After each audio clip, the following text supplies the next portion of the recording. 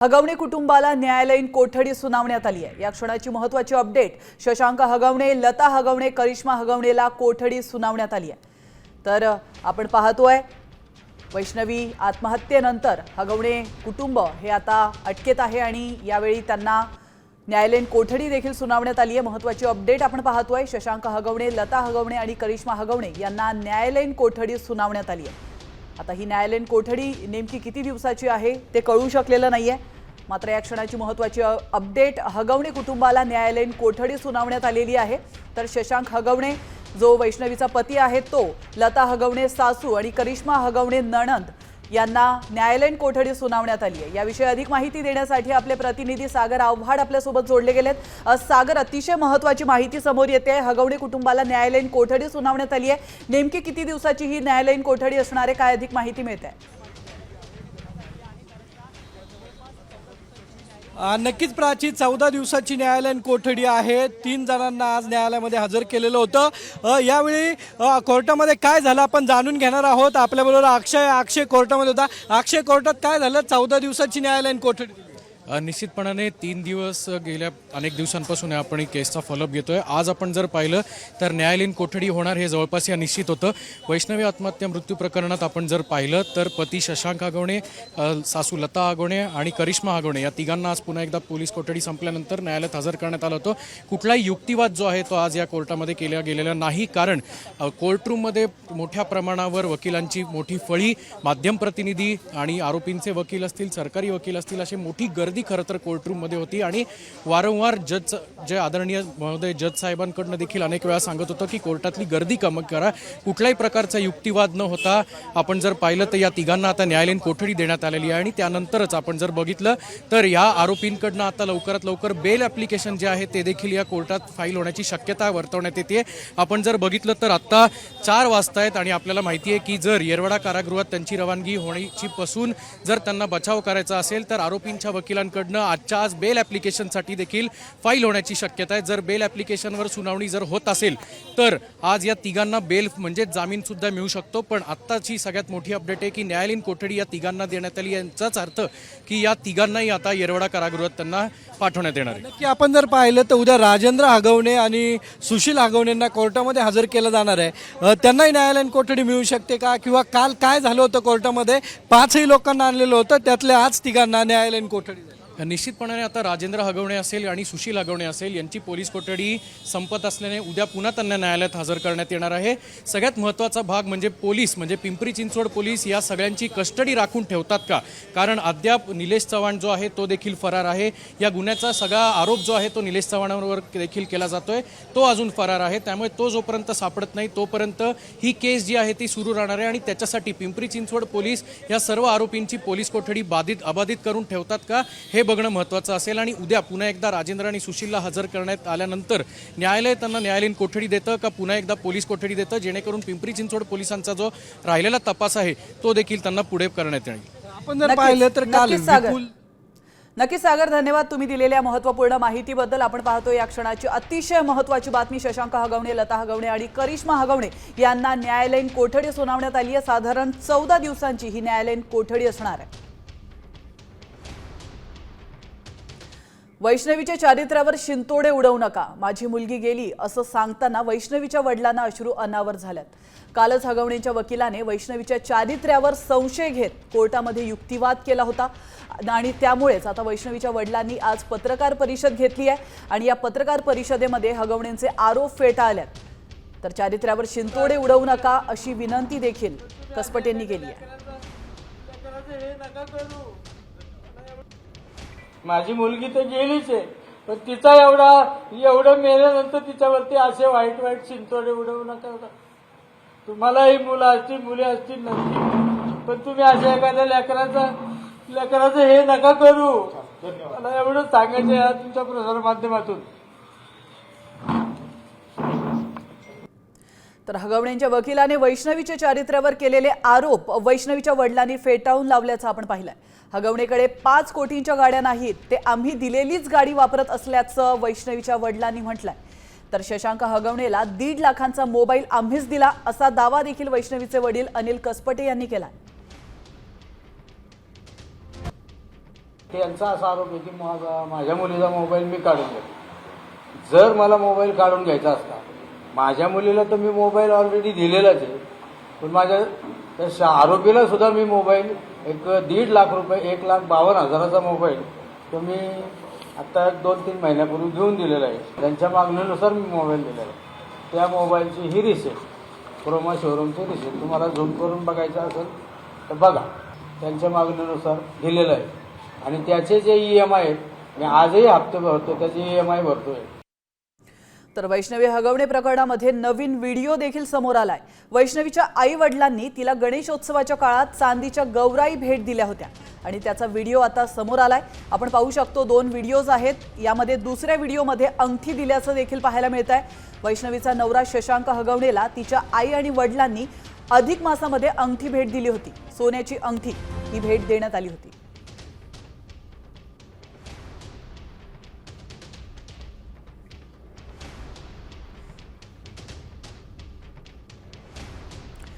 तर हगवणे कुटुंबाचे वकील विपुल दुशीन हे घरगुती हिंसाचाराचं समर्थन करतात का, असा संतप्त सवाल अंजली दमानिया यांनी देखील विचारला.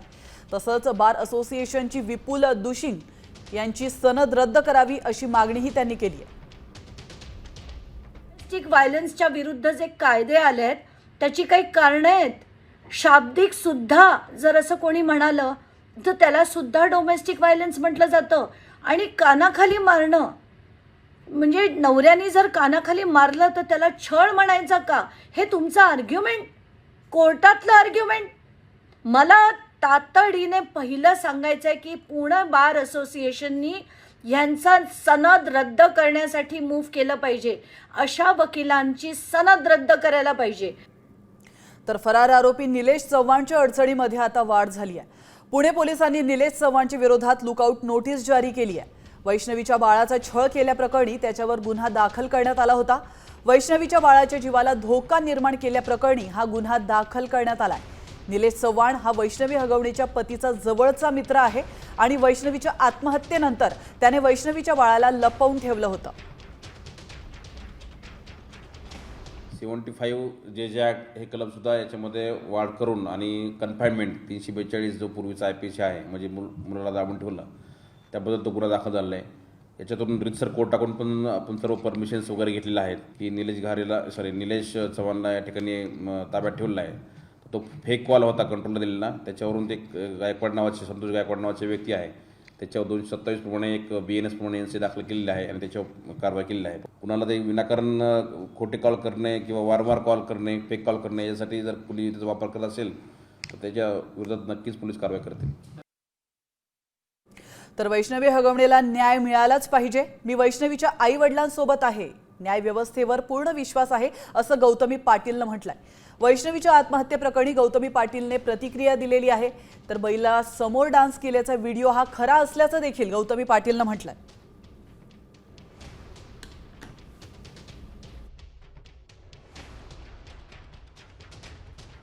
गौतमी पाटील हिला बैलासमोर डान्स करायला लावला होता हगवणे कुटुंबियांनी आणि तो व्हिडिओ सत्य असल्याचं आता गौतमी पाटीलने म्हटलंय. आणि यावेळी वैष्णवी हगवणेला न्याय मिळालाच पाहिजे. मी वैष्णवीच्या आईवडिलांसोबत आहे अशी प्रतिक्रिया देखील गौतमी पाटील हिनं दिली आहे.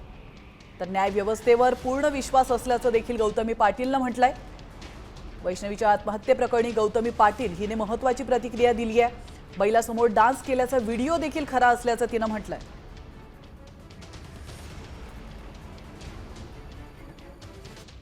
आपण जर बघितलं तर आता जी परिस्थिती सुरू आहे, लोक हुंडाबळीसाठी मुलींची छळवणूक करतात, मारहाण करतात, अनेक मुलींचे जीवही यातमध्ये गेलेले आहेत. कसं सगळ्या या गोष्टीकडे बघती वैष्णवी हगवणे प्रकरणावर?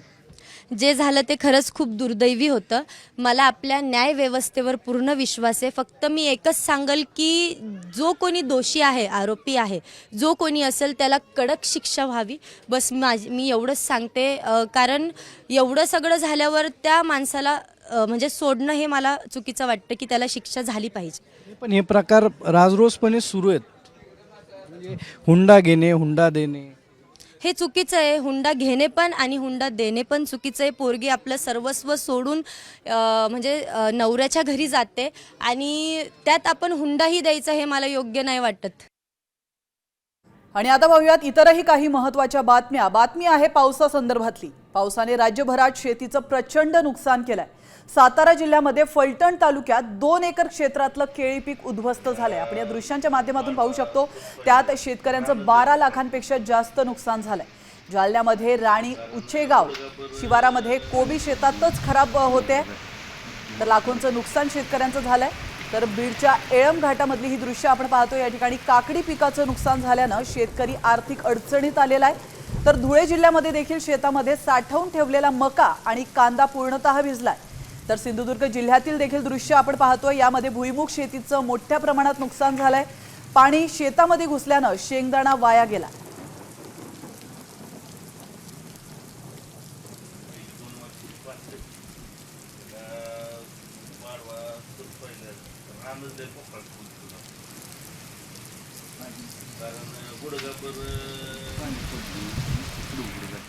तर आपण पाहतोय राज्यामध्ये गेल्या 4 दिवसांमध्ये पडलेल्या मुसळधार पावसाचा परिणाम भाजीपाल्यावर देखील झालाय. एकीकडे शेतात भाज्या पाण्याखाली गेल्यात, तर दुसरीकडे एपीएमसी मध्ये असलेला शेतमाल देखील भिजलाय. त्यामुळे भाज्यांचे दर हे दुप्पट वाढलेले आहेत. किरकोळ मार्केटमध्ये शेवगा 160 रुपये किलोवर गेलाय, तर गवार, शिमला मिरची त्याचप्रमाणे फ्लॉवर 100च्या वर गेल्यात. पालेभाज्याही जुडीला 50 रुपयांनी विकल्या जातात. तर आपण या दृश्यांच्या माध्यमातून पाहू शकतो. राज्यामध्ये गेल्या 4 दिवसांपासून मोठ्या प्रमाणात मुसळधार पाऊस पडलेला आहे. शेतातील पिकं तर वाया गेलेलीच आहेत, मात्र ही नवी मुंबईतील एपीएमसीची देखील दृश्य आपण पाहतोय. या ठिकाणी देखील धान्य आणि भाजीपाला हा भिजलेला आहे, त्याच्यामुळे तो वाया गेलाय आणि परिणामी या भाज्यांचे भाव देखील वाढलेत. तर आपण पाहतोय शेवगा हा 160 रुपये प्रति किलो विकला जातोय. भाजीपाला महागलेला आहे आणि कुठल्या भाजीचे किती दर आहेत आपण पाहतोय. शिमला मिरची ही 110 रुपये प्रति किलो विकली जाते, तर फ्लॉवर 130 रुपये किलोने विकली जाते. गवार 120 रुपये किलो इतकी मिळते, तर भेंडी 90 रुपये प्रति किलो मिळते, तर वांगी 70 रुपये किलोने विकली जाते. काकडीचे दर हे 60 रुपये किलोने वर पोहोचलेले आहेत, तर टोमॅटो हे 60 रुपये किलोने विकले जातात. कोथिंबीर 50 रुपये जुडी, मेथी 50 रुपये जुडी, तर पालक देखील 50 रुपये जुडीने विकला जातोय.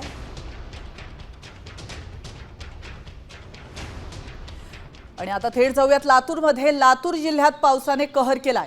फळबागांसह भाजीपाला पिकांचं देखील मोठ्या प्रमाणात या ठिकाणी नुकसान झालंय.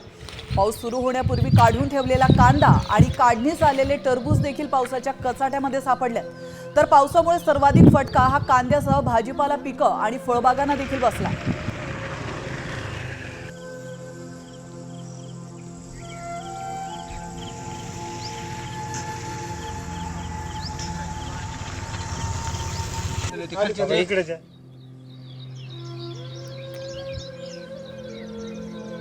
तर इकडे सोलापूर जिल्ह्यात सुरू असणाऱ्या मुसळधार पावसाचा बागायती शेतीला मोठा फटका बसलाय.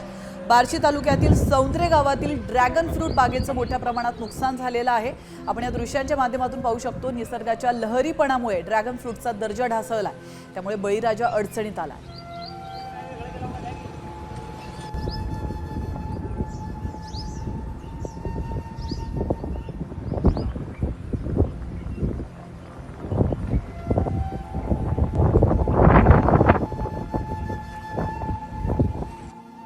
तर तासभर बरसलेल्या पावसात भिवंडीकरांची दैना उडाली आहे. भिवंडीमध्ये काल संध्याकाळी मुसळधार पावसाने हजेरी लावली.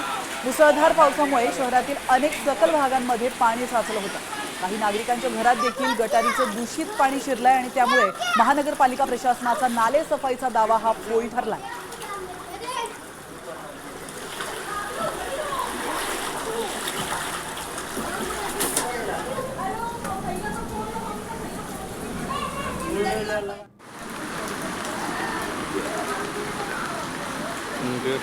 तर मान्सून पूर्व पावसामुळे अकोला जिल्ह्यातील तेल्हारा तालुक्यामध्ये मोठ्या प्रमाणात नुकसान झालंय. मान्सून पूर्व पावसाने ज्वारी पिकाचा हातातोंडाशी आलेला घास शेतकऱ्यांच्या तोंडून हिरावलाय. पावसामुळे काळवंडलेल्या ज्वारीला अक्षरशः कोंब फुटल्यात. तेल्हारा तालुक्याच्या हिंगणी गावातील एका तरुण शेतकऱ्यानं यावरून कृषी मंत्र्यांना खडेबोल सुनावल्यात. देवेंद्र फडणवीस साहेबांनी आदेश दिले आहे की लवकरात लवकर पंचनामे स्थानिक प्रशासनाने करावे, पण आपले आणि याच्यानंतर जाऊन राजकीय विषय जर म्हटला तर हे एवढं वाया गेलं तरी कोणाला चिंता नाही. आणि आदरणीय कोकाटे साहेब म्हणतात, जे कृषी मंत्री आहेत दाखवाकडे, की पीक कर्ज कशासाठी घेतलं जाते, तर पीक कर्ज याच्यासाठी घेतलं जाते साहेब की या सगळ्या वाया गेलेल्या पिकाच्या छाताळावर पाय ठेवून पुन्हा हे वावर तयार करायचं आहे, त्यासाठी पीक कर्ज घेतलं जाते. कोणतेच लग्न समारंभ करण्यासाठी पीक कर्ज घेतलं जात नाही. तर गेल्या काही दिवसात झालेल्या मुसळधार पावसामुळे अनेक ठिकाणी नुकसान झालंय. ज्यांच्या घरात पाणी गेलंय त्यांना 10,000 देणार अशी घोषणा अजित पवारांनी केली आहे. पंचनामे करण्याचे आदेश दिले आहेत. लवकरच नुकसानीचे पंचनामे होतील असा विश्वास सुद्धा अजित पवारांनी दिला.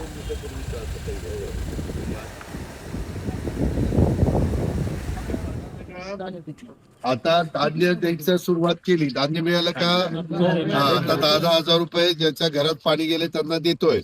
त्यांना आता 11च्या 11:30च्या पुढे फोन लावून द्या, मी त्यांना सगळ्यांना पैसे सोडायला लावतो, ते करतो. आता शेतकऱ्यांचं ज्यांचं नुकसान झालंय त्याची पंचनामे होती.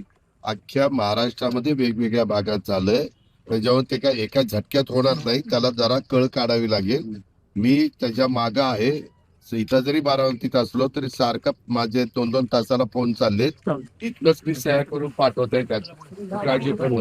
आणि जे नुकसान झालेलं आहे त्याच्यात शक्यची मदत आम्ही करणार. आणि आता थेट जाऊयात पुण्यामध्ये. पुणे शहरामध्ये पाऊस सुरू होऊन 8 दिवस झालेत आणि त्यानंतर देखील अद्याप धोकादायक झाडांच्या फांद्यांच्या छाटणीकडे महानगरपालिकेचं दुर्लक्ष पाहायला मिळत आहे. नागरिकांनी केलेल्या 229 तक्रारी अद्याप प्रलंबित आहेत. शहरामध्ये आतापर्यंत झाडांच्या फांद्या कोसळून 2 जणांचा मृत्यू झालाय. त्यामुळे मोठ्या झाडांखालून जाताना नागरिकांमध्ये भीतीचं सावट पाहायला मिळत आहे. तर पावसाळ्याच्या तोंडावर शहरातील रस्त्यांवर त्याचप्रमाणे खासगी सोसायट्यांमधील झाडांच्या धोकादायक फांद्या आणि धोकादायक अवस्थेतील झाडे महानगरपालिकेकडून तोडली जातात. मात्र पाऊस सुरू होऊन 8 दिवस झाले आणि त्यानंतर देखील महानगरपालिकेकडून अद्याप या संदर्भातील तक्रारीचा पूर्ण निपटारा करण्यात आलेला नाहीये. आपण या दृश्यांच्या माध्यमातून पाहू शकतो, मोठमोठी झाडं कोसळत आहेत आणि आधीच पुण्यामध्ये 2 जणांचा या झाडांनी बळी देखील घेतला.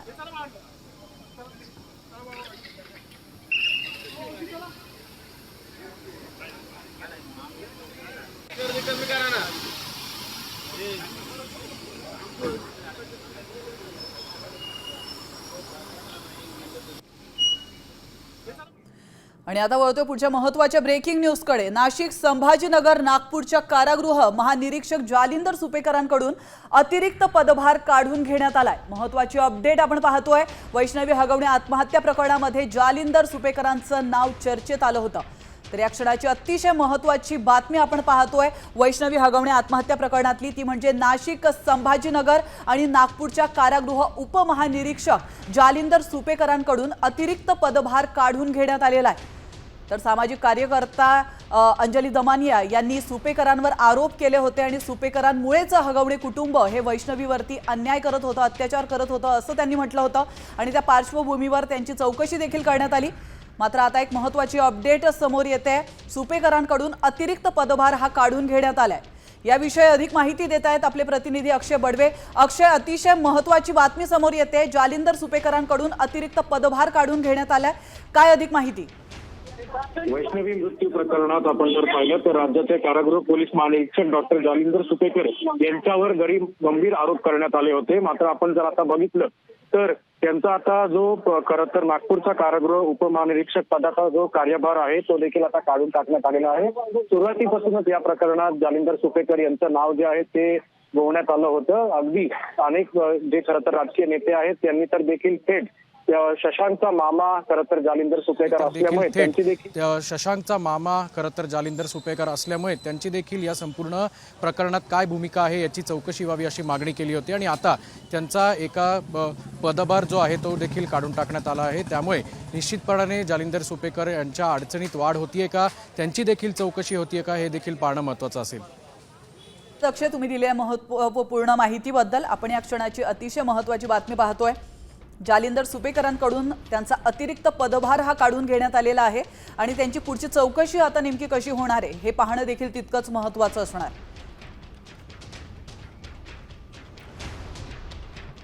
वळतोय पुढच्या महत्त्वाच्या बातमीकडे. मुख्यमंत्री देवेंद्र फडणवीसांनी आज पुन्हा एकदा त्यांचे कट्टर राजकीय विरोधक असलेल्या शरद पवारांचं कौतुक केलंय. फडणवीसांनी शरद पवारांबाबत अनेक गोष्टी आवडतात असं म्हटलंय, तर संजय राऊतांनी यावरून फडणवीसांवर निशाणा साधलाय. कौतुकासाठी दिल्लीची परवानगी घेतली असेल असं राऊतांनी म्हटलंय. आई एडमायर मेनी थिंग्स और बहुत सी ऐसी चीज़ें कि जो नहीं करनी चाहिए उन्होंने, ऐसा भी मुझे लगता है. बट एक चीज़ जो शरद पवार जी में है वो उनकी कंसिस्टेंसी. देखिए पॉलिटिक्स में वो एक ऐसा व्यक्ति है, चाहे हारे चाहे जीते, किसी भी सर्कमस्टांसेस में वो काम करते रहते हैं. एट दिस एज ऑल्सो वो जितना काम करते हैं मुझे नहीं लगता कि कोई कर सकता है. तो ये जो एक कंसिस्टेंसी उनमें है वो बहुत जबरदस्त है. सन्मान्य शरद पवार यांच्यातल्या अथक परिश्रम आणि सातत्य त्याचं कौतुक केलंय आणि त्याच्याबद्दल कोणाला आश्चर्य वाटण्याचं कारण नाही. नुसतं कौतुक करून चालणार नाही. परिश्रम, सातत्य आणि संयम या गुणाची कास देवेंद्र फडणवीस किंवा त्यांच्या सहकार्याने सुद्धा घेतली पाहिजे. तर मुख्यमंत्री देवेंद्र फडणवीसांनी उपमुख्यमंत्री अजित पवार आणि एकनाथ शिंदे यांच्यातील संवाद तितका प्रभावी नसल्याचं म्हटलंय. त्यामुळे सत्ताधारी आघाडीतील अंतर्गत घडामोडींवर पुन्हा एकदा चर्चेला उधाण आलंय. Ajit ji or Eknath ji, because of this question, Ajit ji or Eknath ji, who do you think is better at communicating? Let me tell you frankly, they should forgive me. Both are not communicative. Okay. तर ठाकरे सेनेचे खासदार संजय राऊतांनी शरद पवार गटाला खणखणीत टोला लगावलाय. भारतीय जनता पक्षासोबत जाण्याची काहींना तहान लागलेली आहे, पण तहान लागली म्हणून कोणी गटाराचं पाणी पित नाही अशी बोचरी टीका राऊतांनी केली आहे. सुप्रिया सुळेंचं नाव तुम्ही वारंवार घेताय किंवा अन्य काही नेत्यांची नावं घेताय. त्यांना तहान नक्कीच लागली असेल, पण तहान लागल्यावरती कोणी गटारातलं पाणी गढूळ पाणी पित नाही. बरं, त्यांना तहान नक्कीच लागली असेल, त्याची सगळ्यांना लागली असेल. आणि आता बातमी आहे संरक्षण मंत्र्यांनी केलेल्या एका विधानाबाबतची. पीओके एक दिवस भारताचाच होणार असा विश्वास संरक्षण मंत्री राजनाथ सिंहांनी व्यक्त केला. यापुढे पाकशी केवळ दहशतवाद, पीओकेवरच चर्चा असंही त्यांनी ठणकावून सांगितलं. अब जब भी बात होगी केवल आतंकवाद पर बात होगी, पीओके पर बात होगी और किसी दूसरे मुद्दे पर पाकिस्तान के साथ बात नहीं होगी. पाक ऑक्युपाइड कश्मीर के लोग हमारे अपने हैं, आप मानते हैं ना? पाक ऑक्युपाइड कश्मीर के लोग वो हमारे अपने हैं, हमारे परिवार का हिस्सा हैं. हम प्रधानमंत्री के श्री नरेंद्र मोदी जी के एक भारत श्रेष्ठ भारत के संकल्प के लिए पूरी तरह से प्रतिबद्ध हैं और हमें यह पूर्ण विश्वास है कि हमारे वो भाई जो आज हमसे भौगोलिक और राजनीतिक रूप से अलग हैं, वो भी अपने स्वाभिमान, आत्मा की आवाज और स्वेच्छा से भारत की मुख्य धारा में कभी न कभी जरूर वापस लौटेंगे. आणि आता तुमच्या आमच्यासाठी अत्यंत महत्त्वाची बातमी आहे. तुम्ही शिळं अन्न खात असाल तर सावध व्हा, कारण तुम्ही खात असलेल्या शिळ्या भातात जंतू असतात तसा दावा करणारा एक व्हिडिओ देखील व्हायरल होतोय. शिळा भात, अन्न पदार्थ अनेक जण खात असतात, त्यामुळे याची आम्ही पडताळणी केली आहे आणि त्यावेळी काय सत्य समोर आलं तुम्हीच पहा. बासी चावल खाने वाले इस वीडियो को गौर से देख लो. जो लोग भी बासी चावल को बिना गर्म किए खाते हैं वो लोग सावधान हो जाओ, क्योंकि आप देख पा रहे हैं बासी चावल का दाना, एक दाना को माइक्रोस्कोप पे रखते हैं तो उसमें कितना खतरनाक बैक्टीरिया नजर आता है गाइस. शिळा भात तुम्ही खात असाल तर हा व्हिडिओ. शिळ्या भाताच्या शीतावर किती जंतू असतात हे पहा. फ्रीजमध्ये ठेवलेल्या शिळ्या भाताचं एक शीत चिमट्यानं उचललं, नंतर ते शीत काच पट्टीवर घेऊन त्यावर पाण्याचा एक थेंब टाकतो. नंतर हा पाण्याचा थेंब तो मायक्रोस्कोप खाली पाहतो. त्यावेळी यामध्ये अनेक जंतू वळवळ करताना दिसतायत.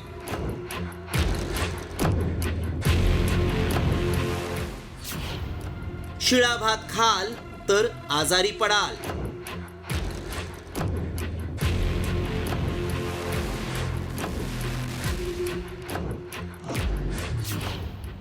शिळ्या भातावर जंतूंचा जथ्था.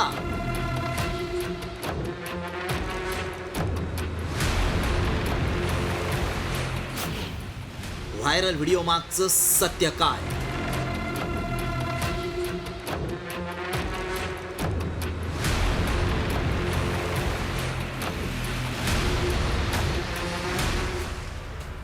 एका शीतावर एवढे जंतू असतील तर तुम्ही खात असलेल्या शिळ्या भातात किती जंतू असतात याचा विचार न केलेलाच बरा. कारण बरेच जण रात्री राहिलेला भात सकाळी खातात आणि हे जर खरं असेल तर अनेकांना आरोग्याचा त्रास होऊ शकतो. त्यामुळे याची सत्यता जाणून घेणं गरजेचं आहे. व्हायरल व्हिडिओत शिळ्या भातावर प्रचंड जंतू दिसतायत. त्यामुळे खरंच असं होतं का याची आम्ही पडताळणी सुरू केली. याबाबत एक्सपर्ट उत्तर देऊ शकतात. आमचे प्रतिनिधी तज्ज्ञांना भेटले आणि हा व्हिडिओ दाखवून यामागचं सत्य जाणून घेतलं. शिळ्या अन्नामध्ये बॅक्टेरिया, व्हायरसेस, फंगस ग्रो होतो आणि त्याच्यामुळे पेशंटला फूड पॉयझनिंगची समस्या उद्भवते. OPDमध्ये आम्ही खूप सारे पेशंट्स बघतो जे आमच्याकडे उलटी, पातळ संडास आणि पोटात दुखणे ह्या समस्या घेऊन येतात. तर आम्ही बऱ्याच वेळेस शिळं अन्न हा खूप पेशंट्समध्ये कारणीभूत असतो. त्यामुळं आमच्या पडताळणीत काय सत्य समोर आलं पाहूया. शिळा भात किंवा अन्न खाल्लं तर पोटाचे आजार होतात. शिळ्या अन्नामधील बॅक्टेरिया त्रासदायक ठरतो. शिळा भातच नव्हे तर शिळं अन्नही खाऊ नये. शिळं अन्न खाल्ल्यानं विषबाधा होऊ शकते. शिळं अन्न खाण्यापेक्षा ताजं अन्न खावं. शक्यतो लागेल तेवढंच अन्न बनवायला हवं. फ्रीजमध्ये शिळं अन्न ठेवून दुसऱ्या दिवशी खाल्ल्यामुळं आपल्या आरोग्यावर परिणाम होऊ शकतो. त्यामुळं तुम्ही शिळं अन्न खाणं टाळा. आमच्या पडताळणीत शिळं अन्न खाल्ल्यामुळं आरोग्यास धोका होऊ शकतो हा दावा सत्य ठरलाय. ब्युरो रिपोर्ट, साम TV न्यूज.